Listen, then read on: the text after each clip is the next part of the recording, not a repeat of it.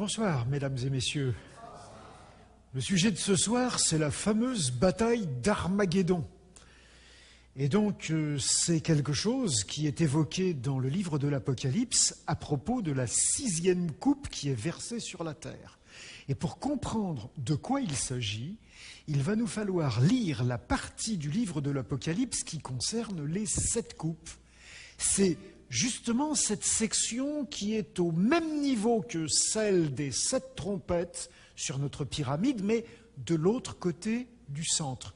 Je vais donc la découvrir. Voilà, c'est cette partie-là. Et comme cette partie, elle a les mêmes caractéristiques que les autres, c'est-à-dire qu'elle a une introduction qui est une vision particulière, je vais glisser là le bloc qui correspond à cette vision d'introduction. Et justement, nous allons commencer la lecture par cette vision d'introduction. Le texte nous dit ceci. Voilà. Puis, je vis dans le ciel un autre signe grand et admirable.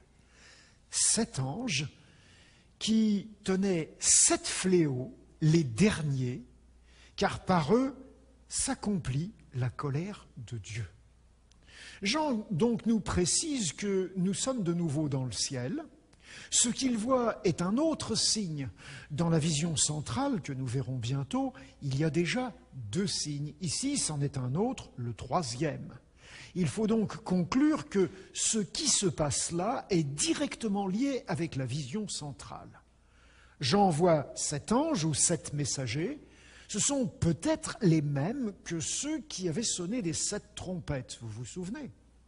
D'entrée, il nous dit tout de suite qu'il s'agit de 7 fléaux ou 7 plaies et que ce sont l'expression de la colère de Dieu. Nous avons déjà rencontré cette expression à plusieurs reprises. Elle désigne l'intervention de Dieu, celle qui ne tardera plus, parce que, comme l'on dit, la coupe est pleine. Il ne s'agit plus d'un cycle qui couvre toute l'histoire du christianisme, comme les 7 églises, les 7 sceaux ou les 7 trompettes, mais d'un cycle qui est limité à la toute dernière phase de l'histoire. Jean a à nouveau une vision juste après celle que nous venons lire et qui était toute brève. Et il va nous dire ceci. Je vis comme une mer de verre mêlée de feu, et ceux qui avaient vaincu la bête et son image et le nombre de son nom, debout sur la mer de verre, ayant des harpes de Dieu, et ils chantaient le cantique de Moïse, le serviteur de Dieu, et le cantique de l'agneau, en disant « Tes œuvres sont grandes et admirables, Dieu Tout-Puissant. Tes voies sont justes et véritables, Roi des nations. Qui ne craindrait et ne glorifierait ton nom ? Car seul tu es saint, et toutes les nations viendront et se prosterneront devant toi, parce que tes jugements ont été manifestes. » La mer de verre a déjà été présentée lors de la vision du trône, dans le début du cycle des 7 sceaux. C'est comme une espèce d'esplanade qui se trouve devant le trône. Et la liturgie céleste reprend. Elle accueille de nouveaux adorateurs. Ce sont des gens qui ont vaincu, les vainqueurs. C'est à leur tour de chanter à la gloire de Dieu. Et on nous donne le titre de leur chant. C'est celui qu'on appelle le cantique de Moïse. Alors on a cherché, dans la Bible, il n'y a pas vraiment de cantique qui soit appelé cantique de Moïse. Par contre, au moment où Moïse avait fait traverser la mer Rouge par aux Hébreux, sa sœur Myriam avait fait chanter l'assemblée délivrée. Et ce chant-là, eh bien, c'est peut-être bien celui qu'on appelle le cantique de Moïse.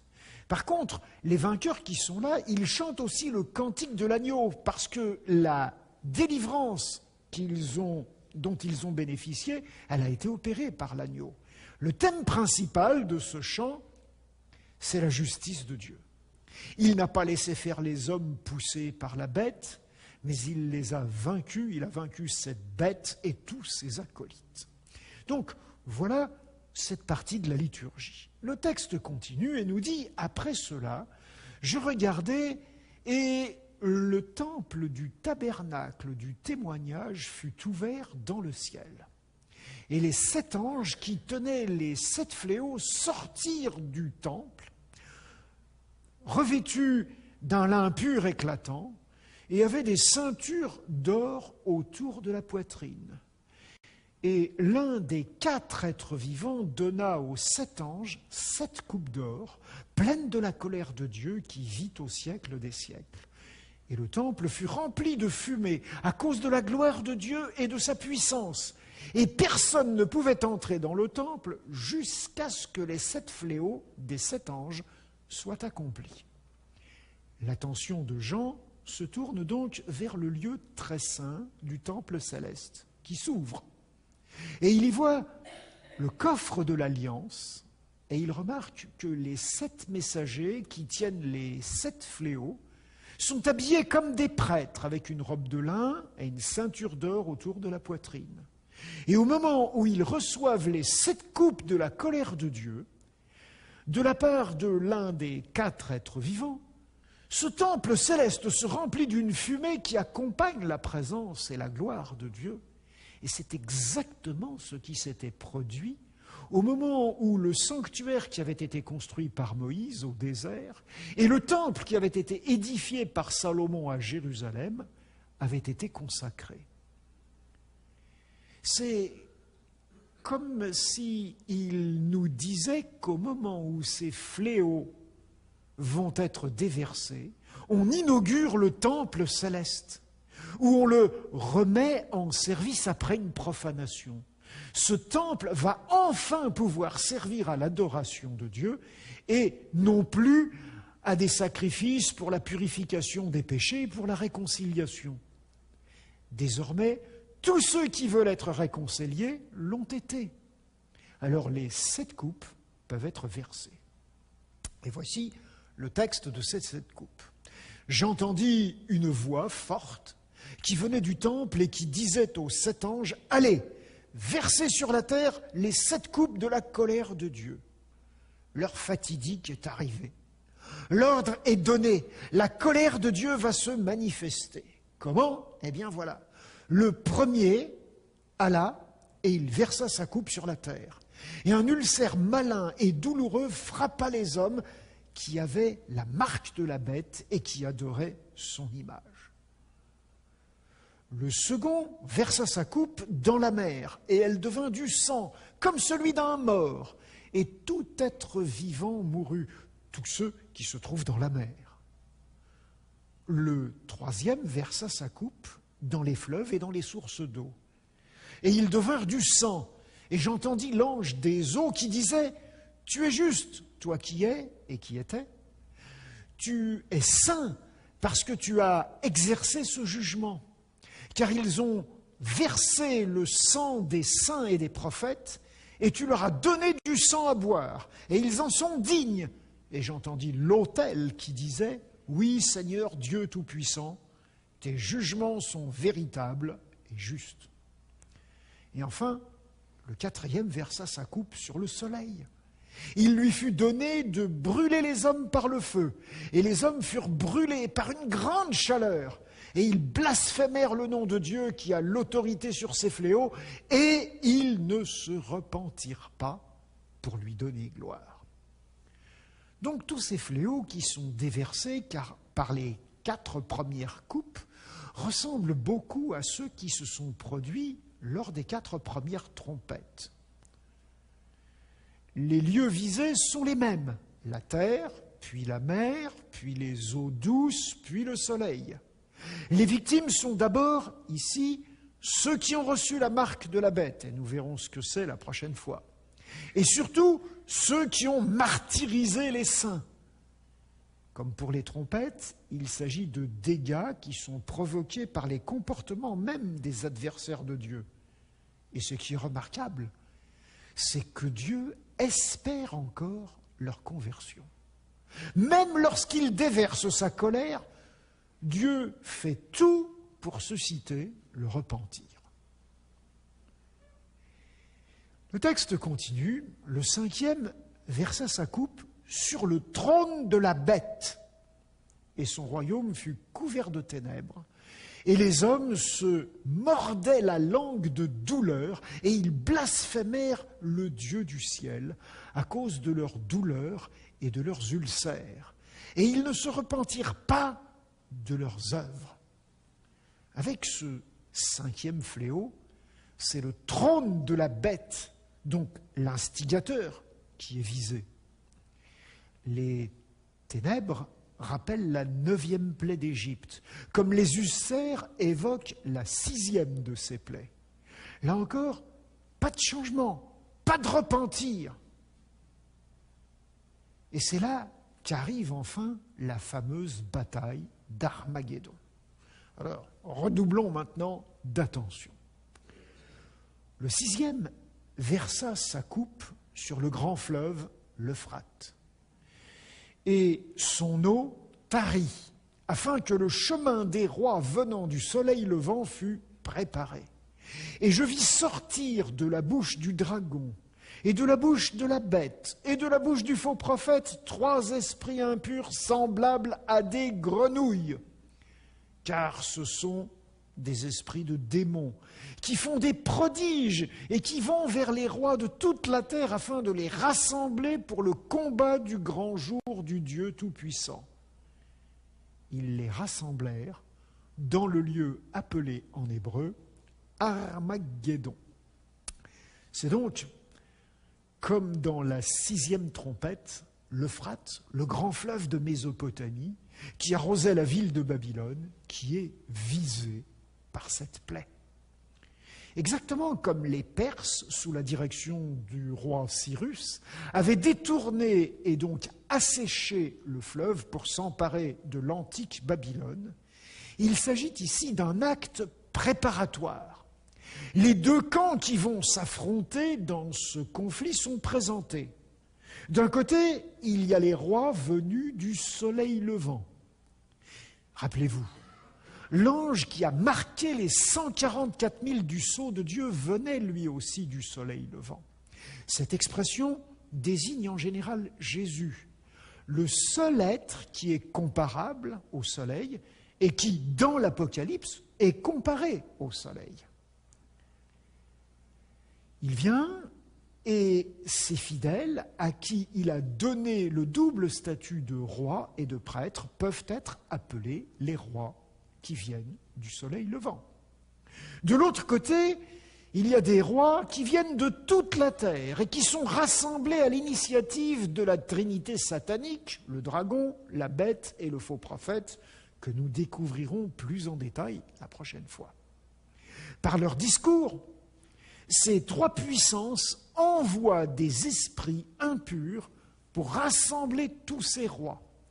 Ces esprits ressemblent à des grenouilles. Jean se sert ici de la 2e plaie d'Égypte, parce que, quand on lit bien le livre de l'Exode, c'est la dernière que les magiciens du Pharaon ont réussi à imiter. Il veut faire comprendre par là qu'il s'agit aussi d'une dernière imitation. La trinité satanique singe encore et toujours Dieu pour convaincre tous les gouvernements à s'unir pour enfin réussir à se débarrasser de lui. Ils sentent bien que le grand jour de Dieu arrive. Et parmi les effets trompeurs de ces esprits, il y a des prodiges. Et malheureusement, le sensationnel fait toujours de l'effet. Pour se débarrasser de Dieu, ils veulent donc rassembler toute une coalition mondiale dans un endroit qui est appelé Armageddon.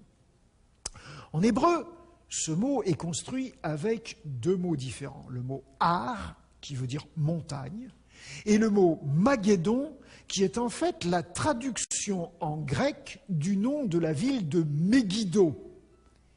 Une ville qui, justement, se trouve située dans une plaine, à l'entrée ouest de la Galilée quand on vient du sud.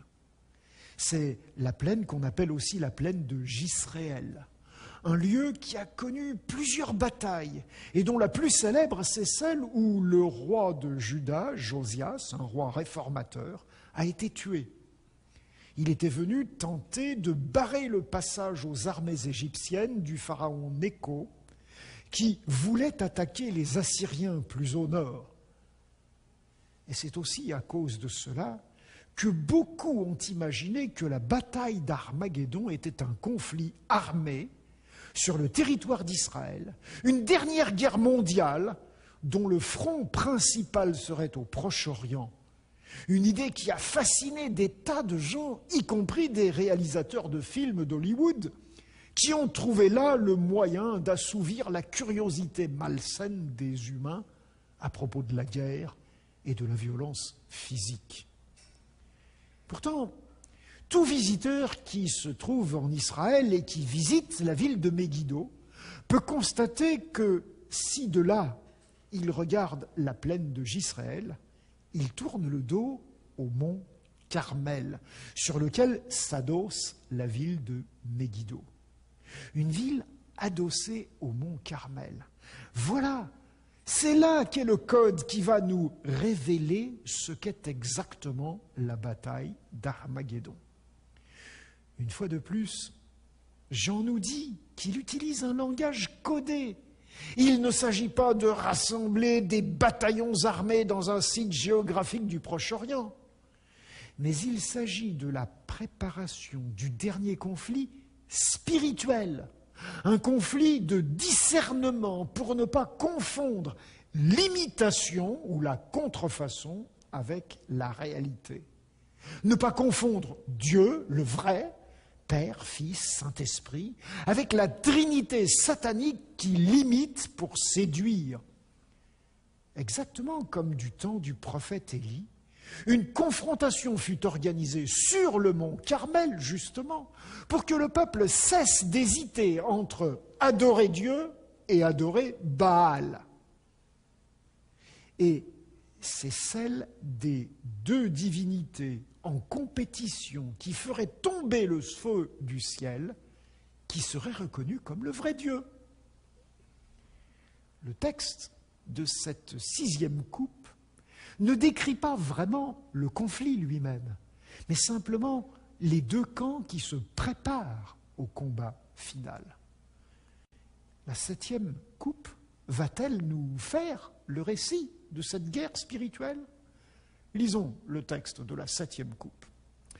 Le 7e versa sa coupe dans l'air, et il sortit du temple, du trône, une voix forte qui disait « C'en est fait !»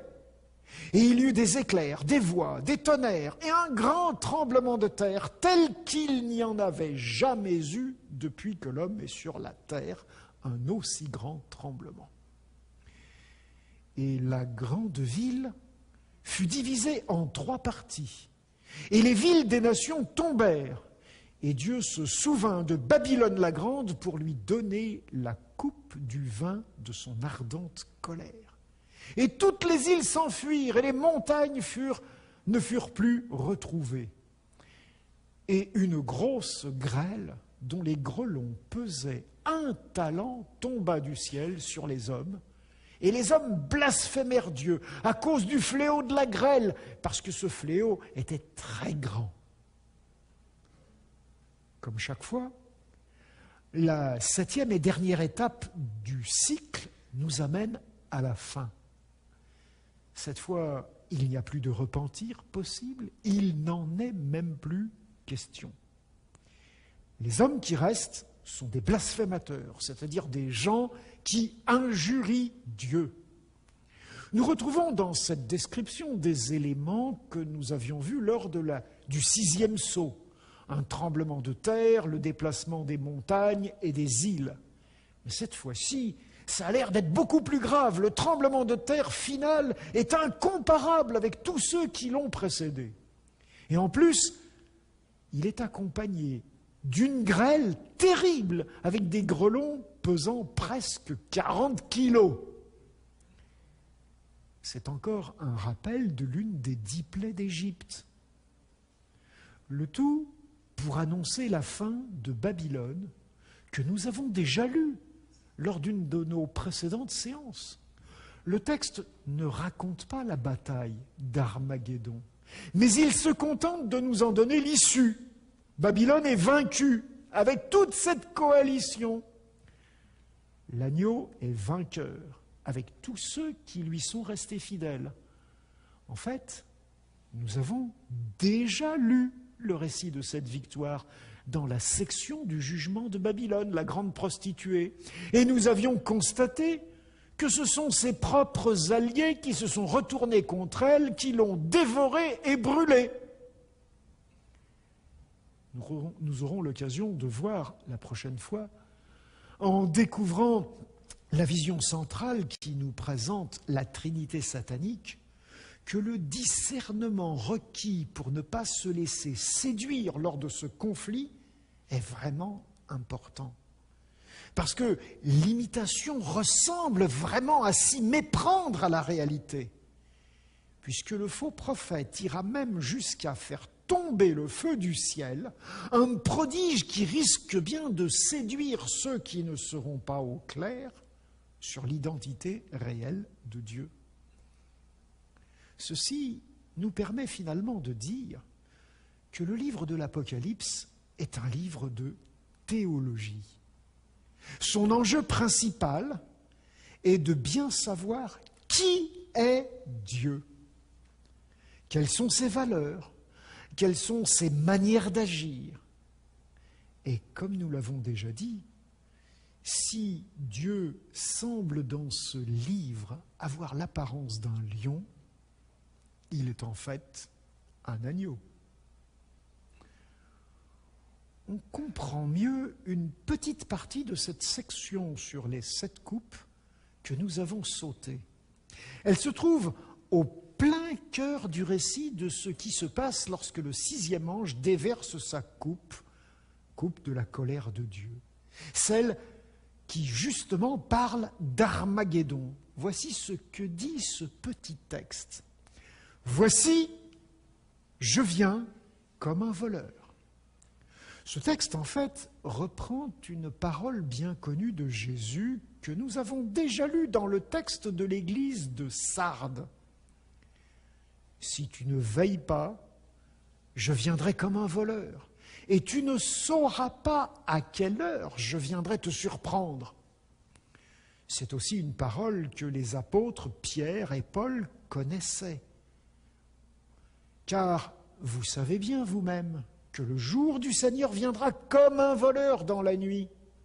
Quand les hommes diront paix et sûreté, alors une ruine soudaine les surprendra, comme les douleurs de l'accouchement surprennent la femme enceinte, et ils n'échapperont pas.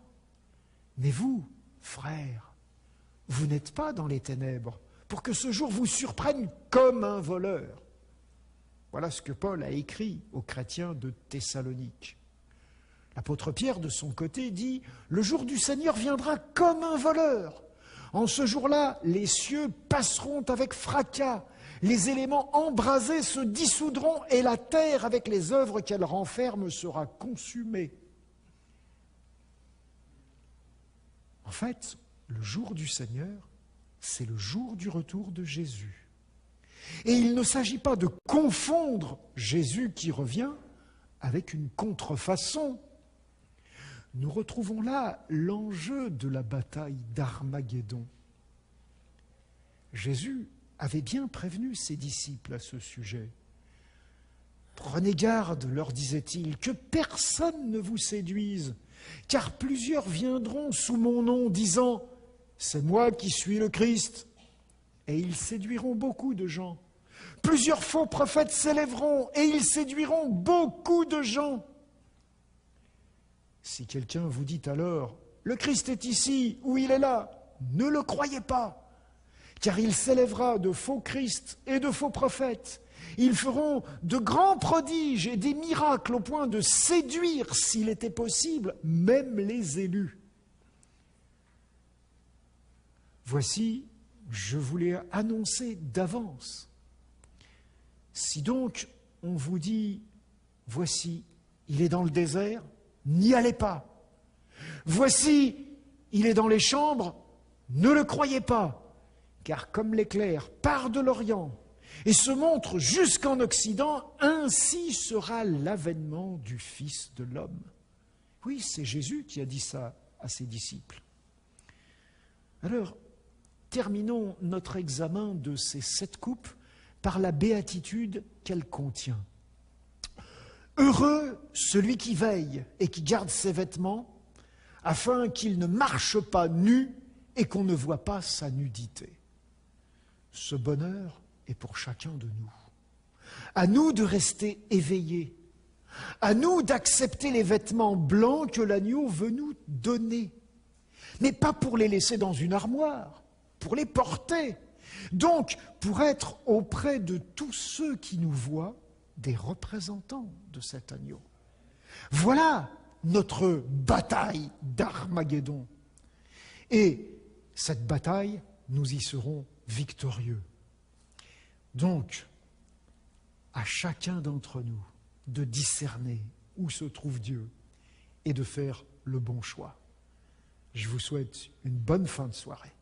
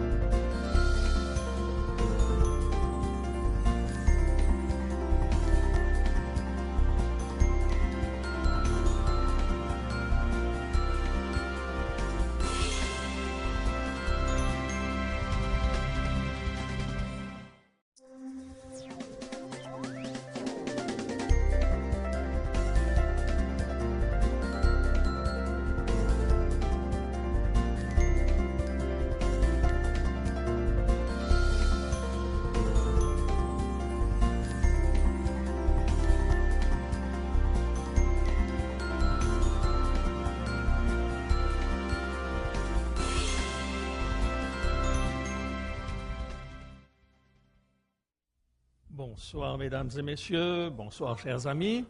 Je vois que vous avez le sourire, mais vous n'allez pas l'avoir longtemps.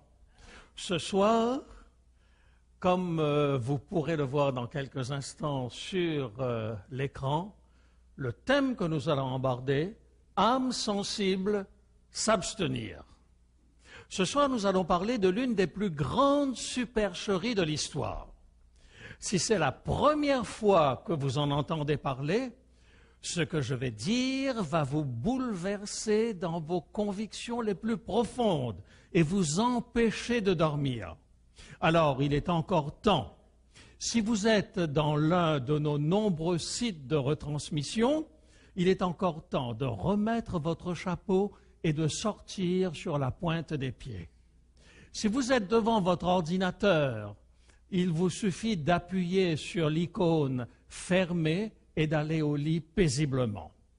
Pour vous qui êtes avec nous ici dans cette salle ce soir, nous avons prévu des secouristes pour vous ranimer si vous tenez à rester jusqu'au bout. Mais vous ne pourrez pas me reprocher de ne vous avoir pas averti. Le jour anniversaire de ma femme est le 4 novembre. Or, le 11 novembre, seulement 6 jours après son anniversaire, c'est un jour de congé au Canada, jour du souvenir. En conséquence, j'ai décidé qu'à partir de maintenant, la fête d'Élisabeth serait le 11 novembre au lieu du 4. Mes excuses sont excellentes, logiques, voire même avantageuses, puisque c'est un jour de congé. Vous croyez qu'elle sera d'accord? Jamais! Elle va me dire, je ne suis pas né le 11, ma fête c'est le 4, et je garde le 4 comme date d'anniversaire. En changeant sa date d'anniversaire, je montre peu de considération pour sa personne.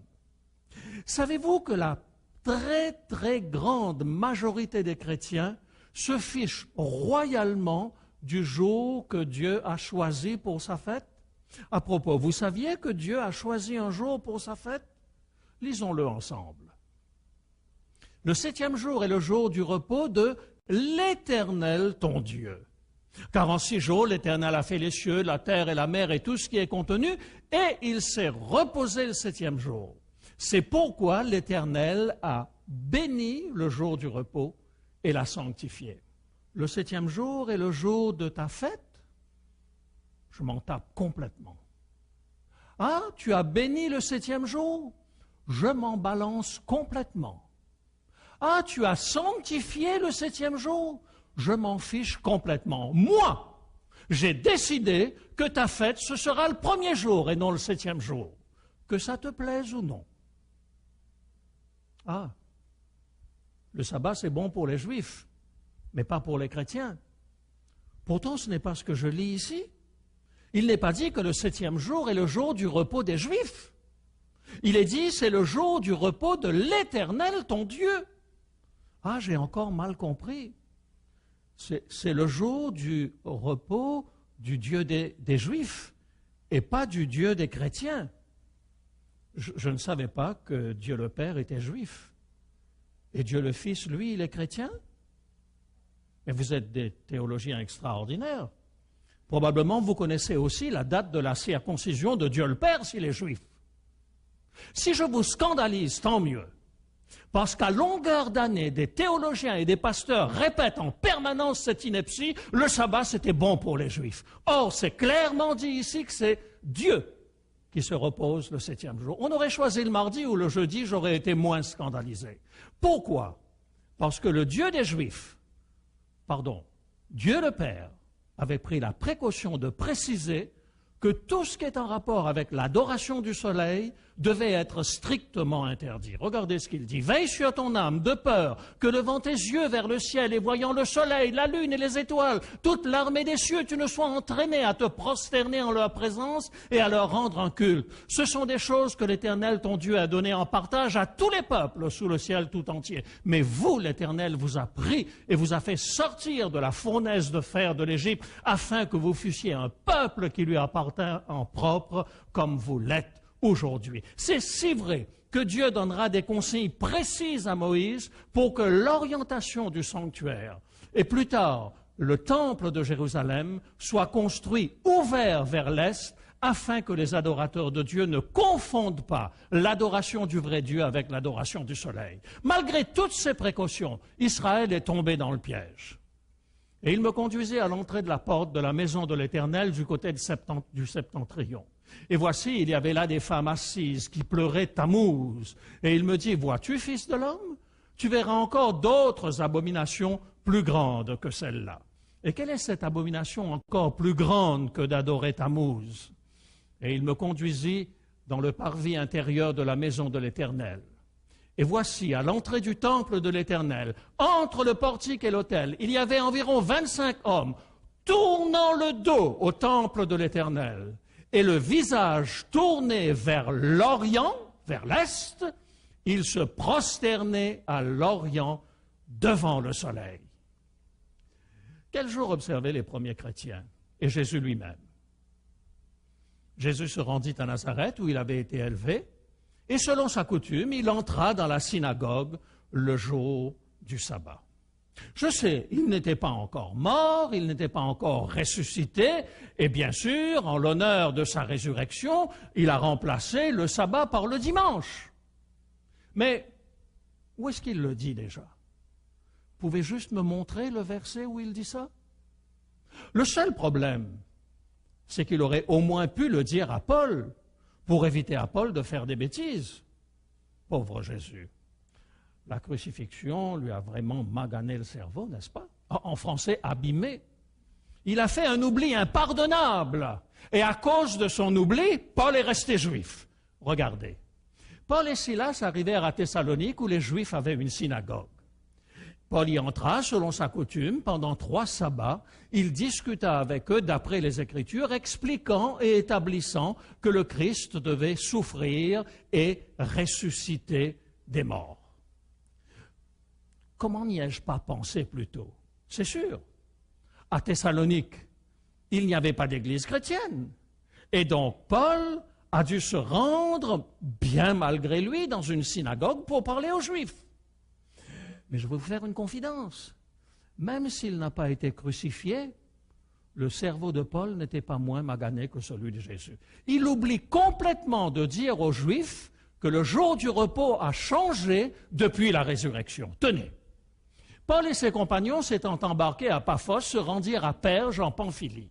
Jean se sépara d'eux et retourna à Jérusalem. De Perge, ils poursuivirent leur route et arrivèrent à Antioche de Pisidie. Étant entrés dans la synagogue le jour du sabbat, ils s'assirent. Après la lecture de la loi et des prophètes, le chef de la synagogue leur envoyèrent dire « Hommes frères, si vous avez quelque exhortation à adresser au peuple, parlez. » Je laisse tomber le discours de Paul. Paul se leva et ayant fait signe de la main, il dit « Hommes israélites et vous qui craignez Dieu, écoutez. » Et il fait son discours. Lorsqu'ils sortirent, on les pria de parler le sabbat suivant sur les mêmes choses. Et l'apôtre Paul leur dit « Stop, on n'observe plus le sabbat, c'est dimanche qu'on se retrouve. » C'est ça que vous lisez dans le texte? Ils sortirent et on les pria de parler le sabbat suivant sur les mêmes choses. Et à l'issue de l'assemblée, beaucoup de Juifs et de prosélytes pieux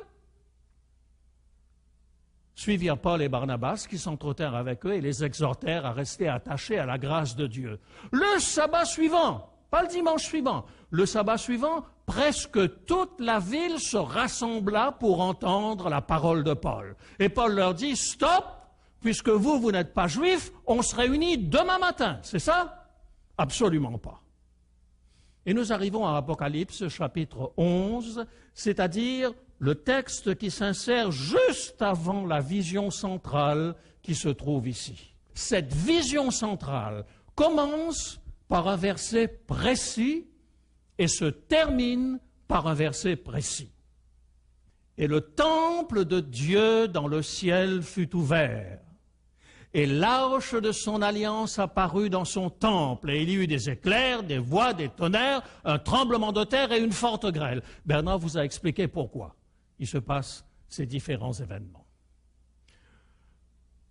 Si vous regardez à la fin de cette période, là c'était Apocalypse chapitre 11, verset 19, si vous regardez lorsqu'on termine avec la vision centrale, Apocalypse chapitre 15, verset 5, après cela, je regardai et le temple du tabernacle du témoignage fut ouvert dans le ciel. Alors c'est quoi cette histoire-là? Lorsque vous prenez la précaution de préciser les choses, c'est que vous avez une intention bien précise. Si ma femme me disait « Chérie, veux-tu avoir l'extrême obligeance de m'apporter ma jupe rouge qui se trouve dans le deuxième tiroir de la commode qui est dans notre chambre ?» C'est clair comme information.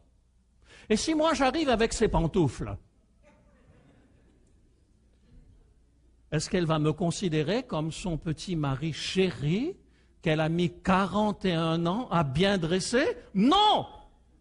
Parce que je n'ai pas apporté ce qu'elle m'a demandé. Ici, Dieu précise son intention. L'arche de l'alliance qui se trouve dans le temple, qui se trouve dans le ciel. Il le dit ici et il le répète ici. Il y a une intention, mes amis. Alors, qu'est-ce que c'est que cette arche? Qu'y avait-il dans cette arche dans le désert? Moïse prit le témoignage et le plaça dans l'arche. Alors vous allez me dire, c'est quoi le témoignage? Laissons à la Bible le soin de répondre. Lorsque l'Éternel eut achevé de parler à Moïse sur la montagne du Sinaï, il lui donna les 2 tables du témoignage, tables de pierre, écrites du doigt de Dieu. À propos, saviez-vous que dans la Bible, il y a un chapitre qui n'est pas inspiré? Ah oui, mon ami, il y a un chapitre qui n'est pas inspiré, garanti. Et quand je te le dirai, tu me diras oui. Ah, tu ne le connais pas, ce chapitre? Eh bien, c'est Exode chapitre 20. Il n'est pas inspiré, parce qu'il est écrit du doigt de Dieu lui-même, n'est-ce pas? Le reste de la Bible, il est inspiré aux prophètes qui parlent de la part de Dieu, mais les 10 commandements sont écrits du doigt de Dieu. Lorsque l'Éternel eut achevé de parler à Moïse, il lui donna les 2 tables du témoignage, les 2 tables de la loi, tables de pierre, écrites du doigt de Dieu. Et lorsque Moïse, lui, il écrit, où est-ce qu'il met ses écrits? Lorsque Moïse eut complètement achevé d'écrire dans un livre les paroles de cette loi, il ne s'agit plus des 10 commandements, mais de toutes les règles que nous retrouvons dans les livres de Moïse, il donna cet ordre aux Lévites qui portaient l'arche de l'alliance de l'Éternel. Prenez ce livre de la loi et mettez-le à côté de l'arche de l'alliance de l'Éternel, votre Dieu, et il sera là comme témoin contre vous. Dans le sanctuaire, on retrouve l'arche. Et dans l'arche, il n'y a rien d'autre que les 10 commandements. Et à côté de l'arche se trouvent les lois écrites par Moïse. Il y a une intention, mes amis. À ce stade de votre exposé, vous devez vous dire, le chrétien n'est plus sous la loi, mais il est sous la grâce. Je vais prendre un exemple pour expliquer cela. Imaginez que je vous rencontre en ville et puis que, voilà, au moment où je vais venir vous serrer la main, un bandit se jette sur vous et vous prend votre sac et moi, bien sûr, n'écoutant que mon courage, qu'est-ce que je fais? Eh bien, je pousse ce bandit avant qu'il prenne la fuite. Mais malheureusement, mon geste est maladroit. Le bandit tombe, il se fracture le crâne sur le trottoir et il meurt. Me voilà un assassin. Seulement, comme vous m'aimez bien, et surtout parce que vous avez envie de connaître les 4 autres sujets qui restent, vous allez me payer le meilleur avocat, n'est-ce pas? Et alors, devant le juge, le meilleur avocat va parler en ma faveur. Il va parler tellement bien qu'il va arracher les larmes à tout le monde dans la salle. Même le juge sort son moussoir. Et à ce moment-là, il fait tomber son gros marteau et il dit « Je vous fais grâce ». Me voilà maintenant sous la grâce, n'est-ce pas? Je sors du tribunal et je vois quelqu'un qui a une tête qui ne me revient pas. Puisque je ne suis plus sous la loi et que je suis sous la grâce, je l'étrangle. Et quand je l'ai étranglé, je me retrouve devant le juge, mais je n'ai même pas besoin d'avocat, mes amis. Parce que de toute manière, quand le juge va me dire « Vous êtes accusé d'avoir étranglé un homme parce qu'il avait une tête qui vous ne revenait pas », je dirai au juge « Monsieur le juge, je suis sous la grâce, vous ne pouvez rien me faire. » Vous croyez que ça marche comme ça? Alors, comment est-ce qu'on peut croire que lorsqu'on est sous la grâce, il n'y a plus de loi? Sans la loi, il n'y a pas de transgression. Et sans transgression, il n'y a pas de jugement. Selon quelle norme Dieu va-t-il juger la terre? Il le dit clairement, selon la loi des 10 commandements, ils apparaissent au début et à la fin de la phase centrale du livre de l'Apocalypse. Bernard a raison de dire, le livre de l'Apocalypse est vraiment un livre de théologie. Savez-vous qui a décidé de changer le sabbat en dimanche? C'est même pas un chrétien. C'est un empereur païen qui d'ailleurs s'est fait baptiser le jour de sa mort sur son lit de mort. La religion personnelle de Constantin était un mélange de culte de Mithra et de christianisme. Selon Eusèbe, son biographe chrétien, il enseigna à ses armées à honorer avec zèle le dimanche, en s'y référant comme le jour de la lumière et du soleil. Vous faites le rapport maintenant? Une terminologie incontestablement païenne. Sunday, c'est le jour du soleil. Le dimanche, qui ne fut à ses débuts qu'un jour de célébration, est devenu, à cause de l'empereur Constantin, un jour obligatoire de repos. Tenez, regardez la loi qu'il a promulguée. Que tous les juges, les citadins et les artisans se reposent au jour vénérable du soleil et que tous les ateliers soient fermés. Cependant, dans les campagnes, les personnes qui s'occupent de l'agriculture peuvent librement et légalement poursuivre leurs activités. C'est dans le Code justinien, en date du 7 mars 321, 3 siècles après le début donc du christianisme. Constantin l'a imposé sans se référer à la théologie ou à la pensée chrétienne. en requérant que l'on s'abstienne de travailler au jour vénérable du soleil, il montrait quelle place occupait le soleil dans son adoration. La première loi en faveur de l'adoration du dimanche n'avait aucune saveur chrétienne. Mes amis, l'Église catholique est plus cohérente que les églises protestantes en ce qui concerne l'observation du dimanche. Le catéchisme catholique dit clairement que le sabbat est le jour d'adoration qui célèbre la création du monde par Dieu, mais que l'Église a changé le jour du samedi au dimanche par l'autorité conférée au pape par Jésus. Vous pouvez contester le fait que Jésus ait donné autorité de changer les commandements au pape, mais la position catholique est cohérente avec sa théologie. Mais sur quoi repose le protestantisme pour observer le dimanche? Mes amis, nous pourrions discuter très longtemps sur ce sujet. Je vous affirme catégoriquement qu'il n'existe aucun texte, je dis bien aucun texte biblique qui autorise quiconque à remplacer le sabbat par le dimanche.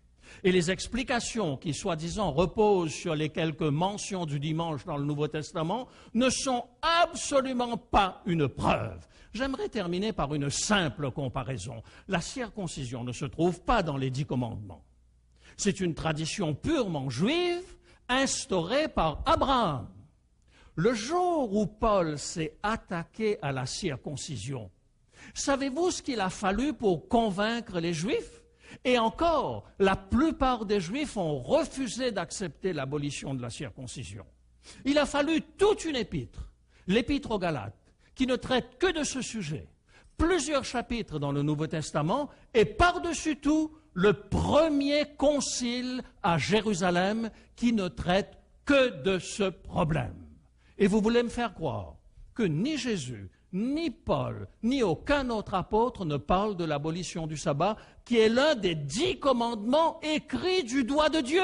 Pas une seule épître consacrée à l'abolition du sabbat, pas de concile, juste un silence gêné. Le message central de l'Apocalypse invite à craindre Dieu et à lui rendre gloire. Si Dieu est le Seigneur de ma vie, comment puis-je me moquer de sa loi? Comment puis-je continuer de dire Seigneur, Seigneur et ignorer la parole de mon Seigneur? Car ceux qui me disent Seigneur, Seigneur n'entreront pas tous dans le royaume des cieux, mais celui-là seul qui fait la volonté de mon Père qui est dans les cieux. Et le Père au ciel, Jésus n'en a pas deux. L'un juif observant le sabbat et l'autre chrétien observant le dimanche. Au jour du jugement, une seule loi apparaîtra dans le ciel, l'alliance éternelle de Dieu avec les hommes de tous les temps, les 10 commandements. Ne serait-il pas temps de faire de Dieu, du vrai Dieu, le Seigneur de notre vie?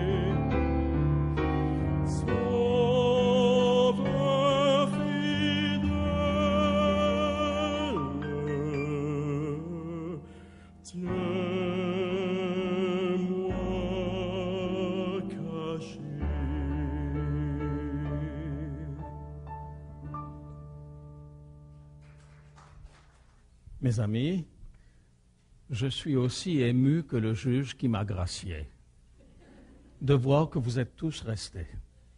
C'est gentil, parce que je n'ai pas dit des choses qui étaient forcément très agréables ce soir, mais je pense que lorsque pendant des centaines d'années, on a pris l'habitude de considérer quelque chose de faux comme étant vrai, il est important de dire les choses avec force pour que nous prenions conscience que ce n'est pas parce qu'on répète une erreur pendant des années et des années que cette erreur devient une vérité. Si vous mettez la conférence de Bernard et la mienne l'une après l'autre, vous comprendrez que la bataille d'Armageddon n'a rien à voir avec le territoire d'Israël. La bataille d'Armageddon n'est pas une bataille physique, une bataille militaire. La bataille d'Armageddon, c'est une guerre, mais une guerre spirituelle. Et comme le dit notre petite carte d'aujourd'hui, parce que l'enjeu suprême de la bataille d'Armageddon est mon allégeance à Dieu ou à son ennemi, alors je veux aujourd'hui choisir le camp de Jésus. C'est possible que pour vous ce soir, c'est une vérité nouvelle. Mais rien ne vous empêche de choisir le camp de Jésus, tout en sachant qu'il vous faudra peut-être un certain temps pour mettre de l'ordre dans votre mode de fonctionnement et de changer vos habitudes. Je veux adorer le vrai Dieu, créateur du ciel et de la terre. Celui qui me dit, parce que je me suis reposé le 7e jour, je te demande aussi de le faire. Et la troisième question nous dit très clairement, je veux conformer ma vie à la Bible et observer le sabbat de Dieu. Non pas que le sabbat ait plus d'importance que les 9 autres commandements. Mais tout le monde est d'accord sur les 9 commandements. Ne pas tuer, ne pas voler, ne pas être adultère, ne pas honorer un seul Dieu, etc., etc. Tout le monde est d'accord. Dès qu'on arrive au 4e commandement, c'est pour les Juifs. Alors je pense que ça devrait nous faire réfléchir. Prions ensemble. Notre Dieu, notre Père, tu nous rappelles que tu es le Dieu éternel, qui ne change pas, qui est le même hier, aujourd'hui et éternellement. Tu nous invites à faire de toi le Seigneur de notre vie. Nous ne voulons plus nous installer dans des traditions humaines, mais nous aimerions faire ta volonté. Alors, Seigneur, éclaire-nous. Donne-nous de ton Saint-Esprit, afin que nous sachions vraiment ce que tu attends de nous, au nom de Jésus. Amen.